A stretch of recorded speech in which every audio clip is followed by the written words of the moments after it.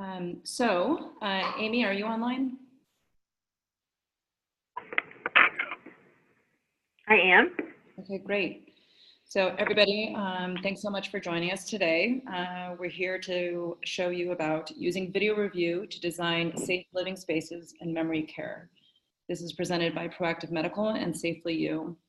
Just going to do a quick introduction here. My name is Shirley Nichols. I'm SafelyYou's COO. I'm responsible for SafelyYou's product strategy, customer success, and operations. I have joining me Amy Martin. She's an occupational therapist, clinical consultant, and founder of Proactive Medical Review. She specializes in long-term care quality and compliance with special interest in dementia care and fall prevention.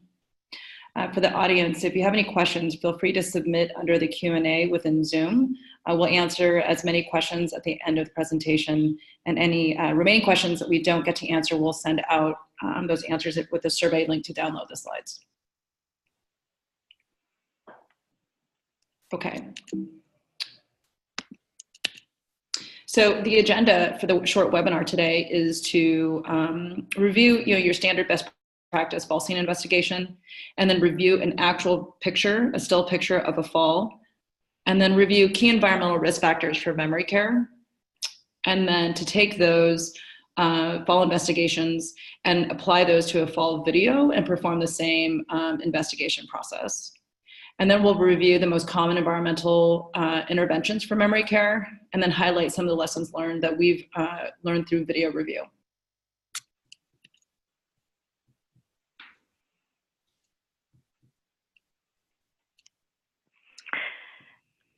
Great.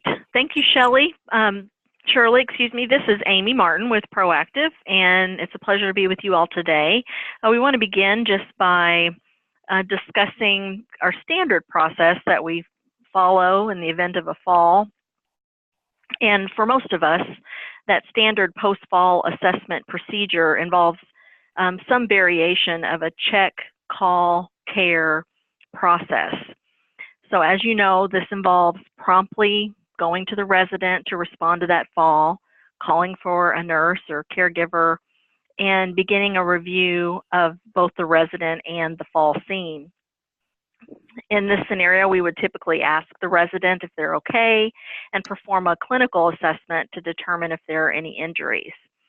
If that resident is able to communicate with us, then we might ask what they were doing before they fell and try to gather some information from them directly.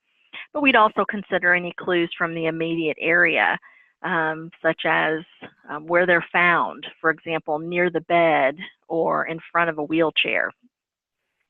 We consider environmental factors such as furniture placement, any adaptive devices that were in use, lighting, clutter in the area, and even the flooring surface. We may also review other potential contributors to that particular fall event, such as the footwear that they're using, whether their clothing or bedding is soiled, and if they have their glasses on. If there are any other people in the immediate area, then we may inquire of them and try to gather additional information to help us determine the reason for the fall, or get additional feedback on why that resident was moving and what possible interventions could prevent a similar fall from recurring in the future. After the initial investigation is completed, then typically our follow-up root cause analysis process examines the evidence that we've gathered from the scene so that we can discern the most likely factors that contributed and use that information to put positive interventions in place to hopefully prevent that fall from occurring. So now what we're going to do is kind of take those standard practice and assess a real scene for clues. And so what I have in front of you right now is actually a still picture of an actual fall event. We have received consent from this resident's responsible party to share this photo. And in addition, later in this segment, we'll also be showing you the video of the actual fall. This resident's family has been very supportive of SafelyYou and our mission to truly make an impact on falls and dementia care, and we're very thankful for their support. And so we wanted to share this example so the audience here can truly appreciate what we've been able to learn through video review. So on that note, Amy, knowing what you know with your standard practice and best practices for fall scene investigation, how would you apply your fall assessment process to this scene? Great. Well, following that standard assessment process, we would take note of what we see when we enter the room. So after caring for the resident, we would analyze the environment. In our fall scene investigation report, I would probably note in this situation that she was found by the door, and this may indicate that she was trying to walk into the hallway to get to the bathroom or out of her room to find a caregiver. I would assess possible reasons that she was headed for the door, considering things such as, was she wet? Is she in pain? Is she lonely or hungry, considering it's around 9 a.m. in the morning?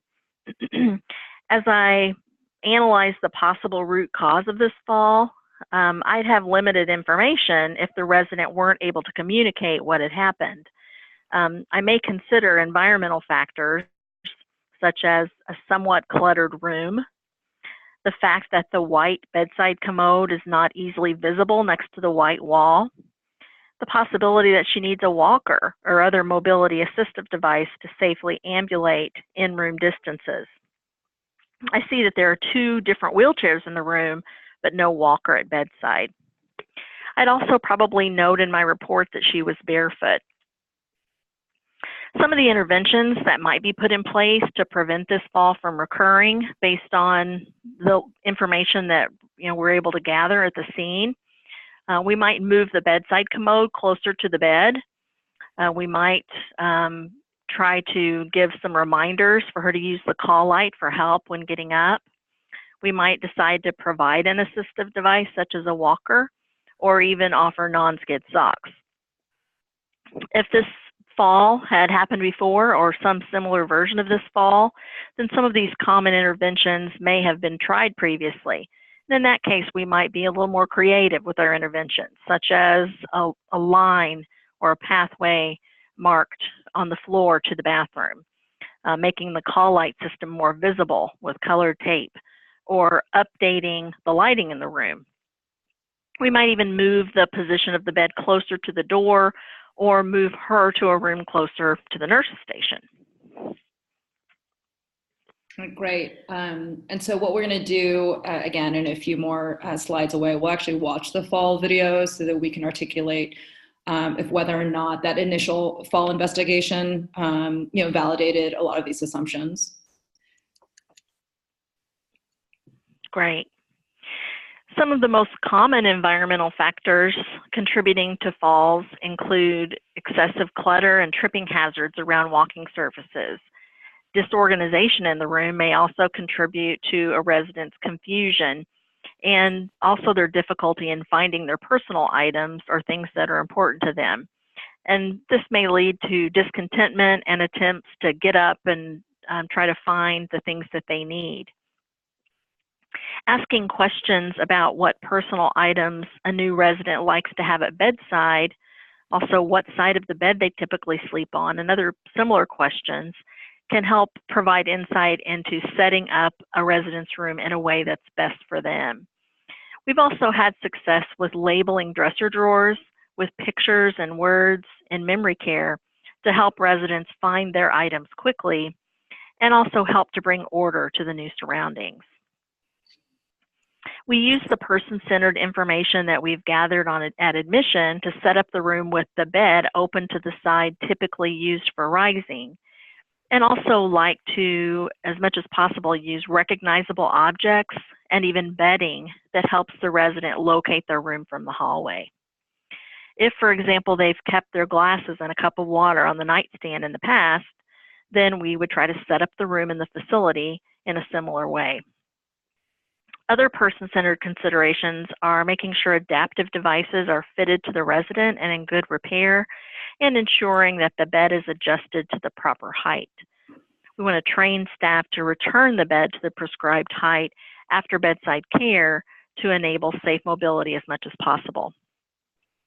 Non-slip flooring without significant glare or excessive patterns, and also adequate lighting, including at night, Paying special attention to transition areas such as doorways and any changes in flooring are also important. In the presence of dementia, we want to keep in mind that mobility tasks may take a great deal of the available cognitive focus, and attempting to simultaneously move their body through a narrow doorway or respond to the slight change in step required to safely move from tile to carpet, for example, may be difficult. In addition to flooring surfaces, we know that using floor mats as an injury prevention measure has both pros and cons. So while the mat may absorb some of the impact of a fall from the bed, for example, the mat itself can contribute to falls when a resident attempts to transfer into or out of the bed due to the tripping hazard that it creates. And also the fact that the mat is an unsteady standing surface. Footwear is also an important piece of the fall prevention assessment. Rubber-soled shoes, for example, may not be best for every gait type. For those with limited step height or a shuffling gait, a leather-soled shoe is often preferred.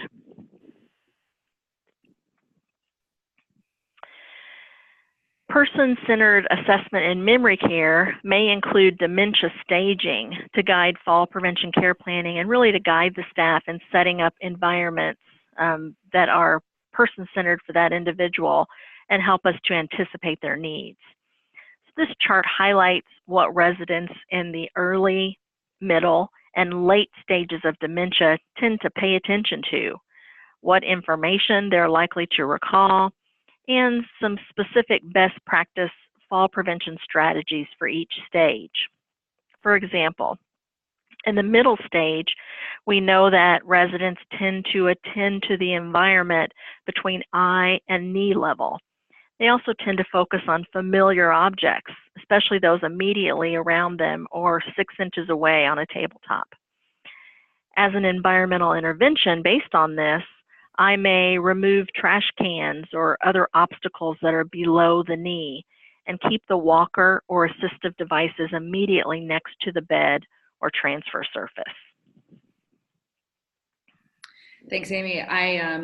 This grid right here was really, educational, for us when we started working together. It really emphasizes the need of that physical space and access. From our experience with a lot of this video review process and seeing what's accessible and within reach, or their mobility status of what's accessible from a shelving unit and things like that.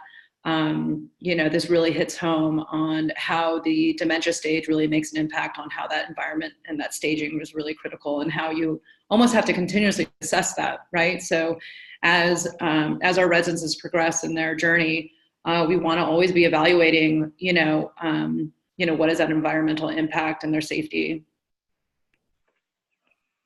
Yes, definitely, Shirley.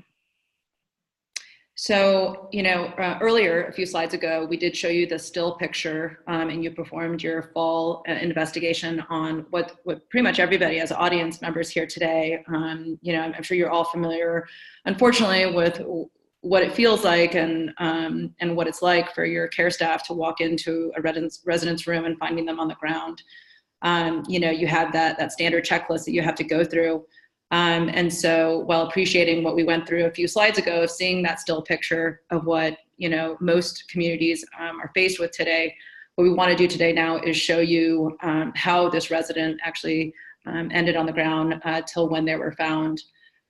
So I'm going to go ahead and play this video for you all. And I want Amy to kind of share and shed some light and insight now that she has a video available, and now she actually has a whole different lens to look through with the fall investigation process. This video will be played in fast forward, and again, no, obviously we have received consent from the family, and really appreciate their support by sharing this with you.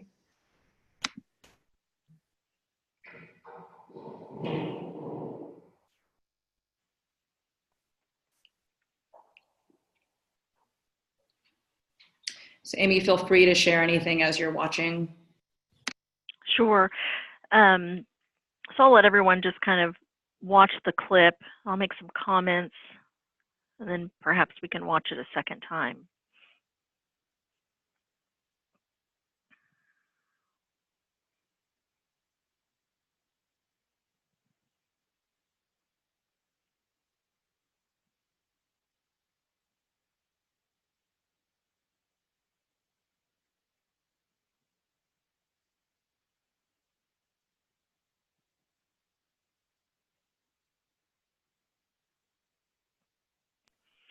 So based on the video, we can see that the resident did not accidentally fall by the bedroom door at all, but instead intentionally slid over the edge of the bed using the half rail and lowering herself to the floor, and she scooted to the door.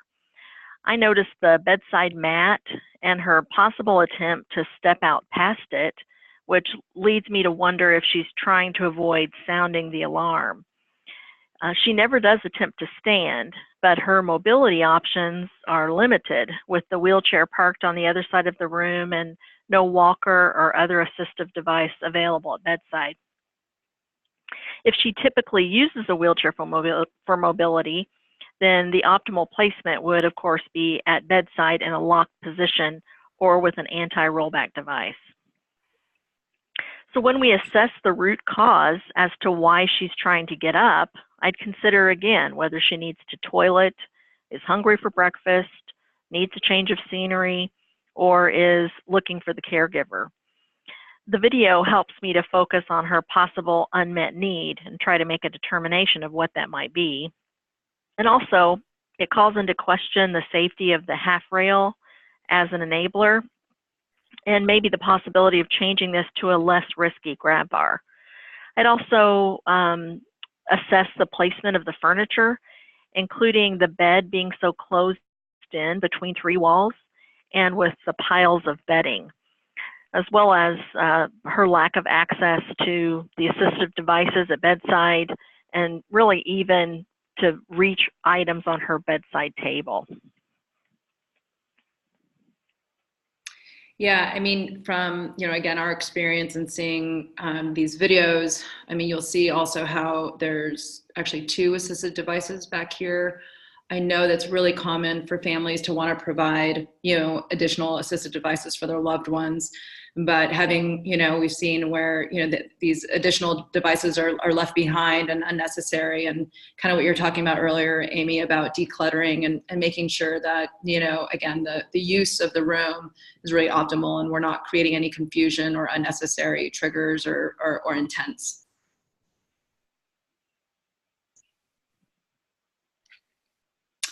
Okay, so we'll go ahead and go on to. So the video really gives us insight into, first and foremost, the fact that she didn't fall near the door. We actually need to be examining that area around the bed potentially. But let's think about some of the general environmental strategies that we might employ in our fall prevention efforts, depending on what we determine the root cause of the particular fall that we just witnessed, or any fall that occurs, what the root cause was for that event. So one of the items that I always like to consider is where they were headed. And if they're, for example, headed to the bathroom, then we may focus some of our environmental interventions on helping them to make it to that bathroom successfully. So, of course, this might include offering assistance to the bathroom in the morning at routine times, but also from an environmental standpoint, we want to consider using visual contrast or signage in the environment to help her find either the bedside commode or the bathroom itself, as these slides illustrate. So if we determined from our root cause investigation that rising from the bed to a standing position was a contributing factor to her difficulty, then, because we'll notice that she never did stand, she slid to the floor and then, of course, scooted across the room. So in that case, we may assess the pros and cons of using the floor mat or even alarms, and also determine the optimal bed height to aid rising from a sitting position to a standing position. We'd also want to ensure that we set up the room with a clear path and at least 3 feet of circulation, and place any needed mobility devices at bedside. Some other environmental interventions to keep in mind.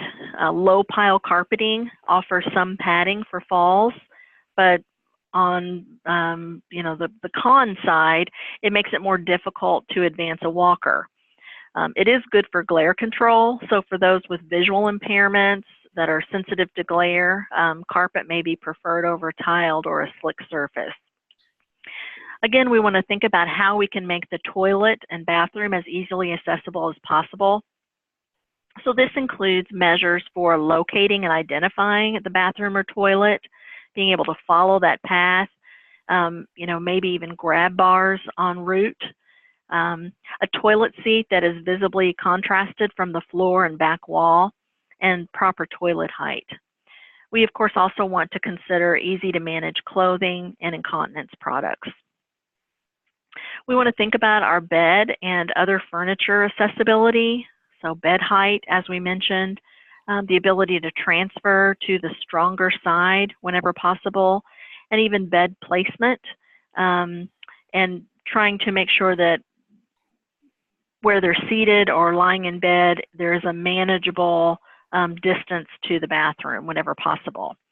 If the resident tends to furniture walk, then it's a good idea to avoid pedestal tables or unstable furniture such as wheeled tray tables. In some cases, we've also had success with trialing a rocking chair for those residents with high anxiety or those seeking repetitive motion, so residents with wandering and pacing behaviors, for example. Sometimes you can substitute that wandering or pacing behavior with an alternative reciprocal motion activity. Another alternative is a tabletop restorator, kind of the arm bike that they'll sometimes use in a wellness program or in therapy.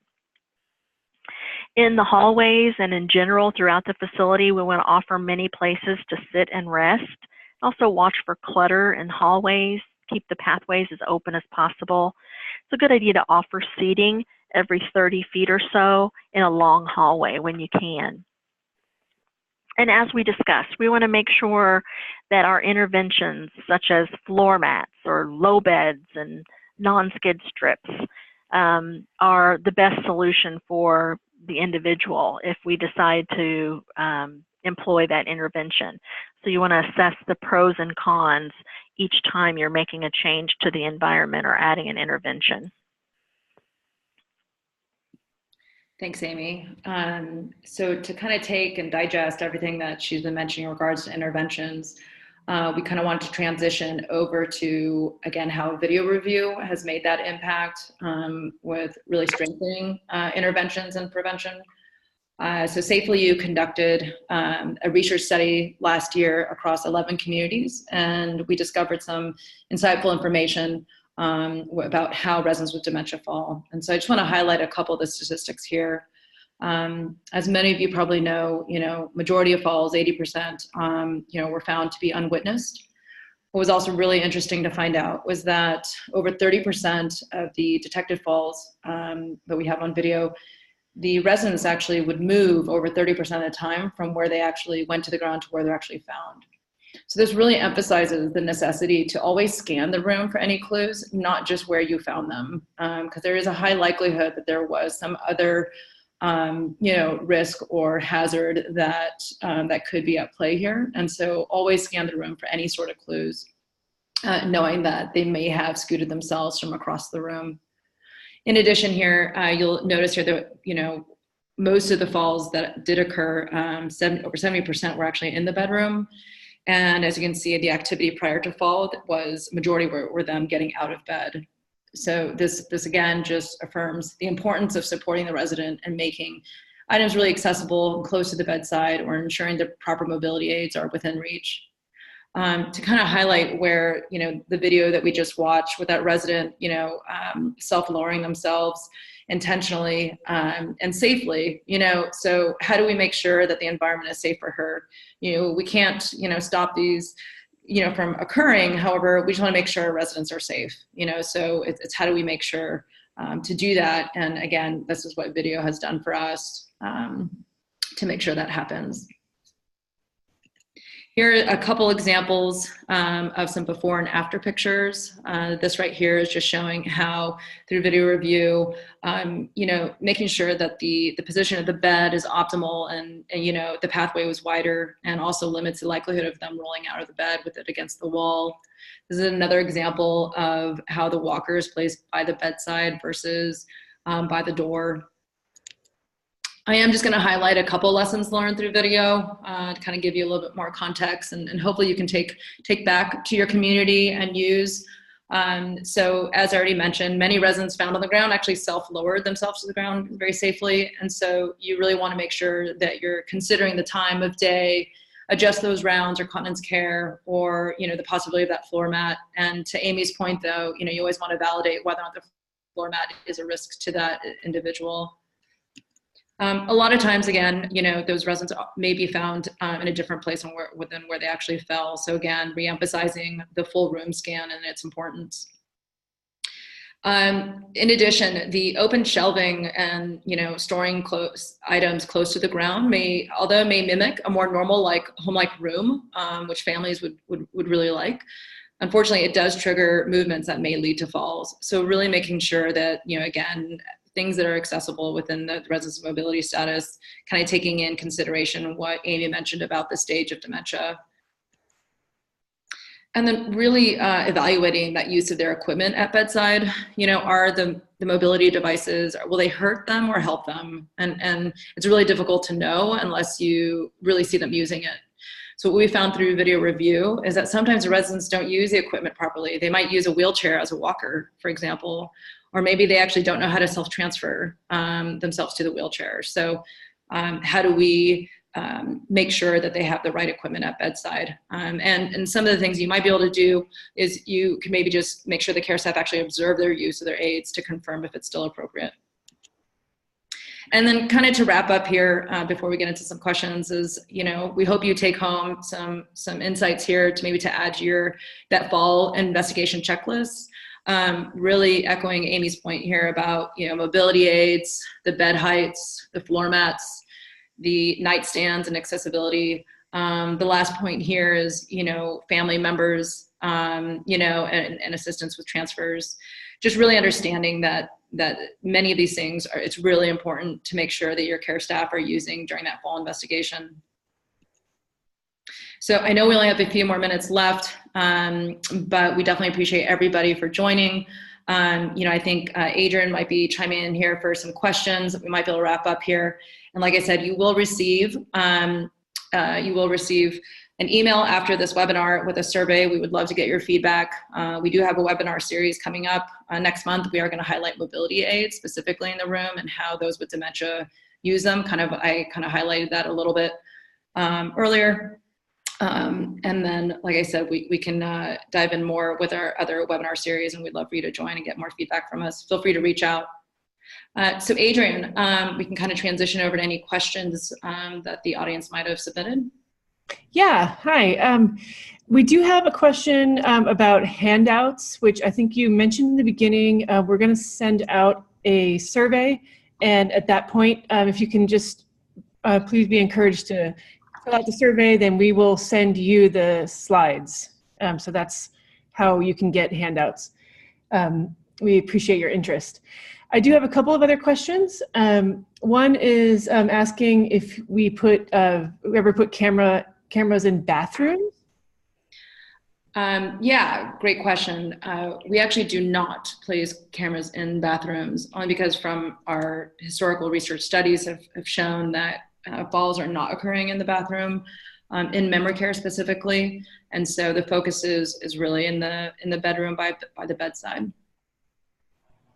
Okay, I've got a question for Amy. Wondering if you have thoughts on transfer poles.